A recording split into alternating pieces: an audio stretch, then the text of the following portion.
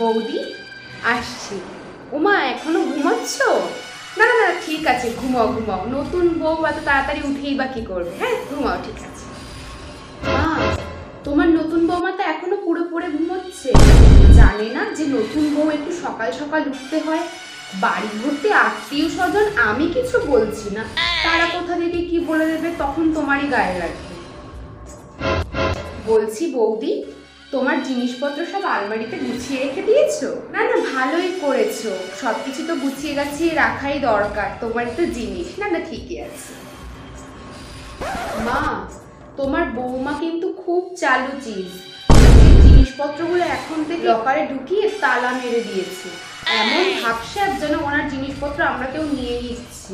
এগুলো বাবা একদম ছোট লোকই, আমার পছন্দই হয় না। বৌদি, তুমি শাড়ি পরনি, সালোয়ার কামিজ পরেছো? না না না ঠিক আছে, তোমার যেটা ইচ্ছে তুমি সেটাই পরবে, তোমারই তো বাড়ি। তোমার বৌমা বিয়ের দুদিনও হয়নি, এখনই সালোয়ার কামিজ পরে বাড়িতে ঘুরু ঘুরু করছে। আরে বাবা, এটা যতই হোক শ্বশুর বাড়ি তো নাকি, নতুন বউ একটু শাড়ি টাড়ি পরলেই তো হয়। আমি কিছু বলছি না, লোকে যদি কিছু বলে তখন তুমি রেখে। উমা, বৌদি, কোথাও যাচ্ছ তোমরা? তুমি আর দাদা দুজনে মিলে মুভি দেখতে যাচ্ছ?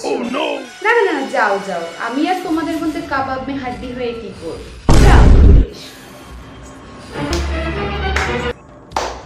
বৌমাও তুমি একটা এনেছো মা, বিয়ের দুদিন হয়ে পারলো না, এখনই দাদাকে নিয়ে একা একা মুভি দেখতে যাচ্ছে। হ্যাঁ এখনই সবকিছু আলাদা করার প্ল্যানিং, বুঝতে পেরেছো তো? তোমার ছেলে তোমার হাত থেকে এবার গেল।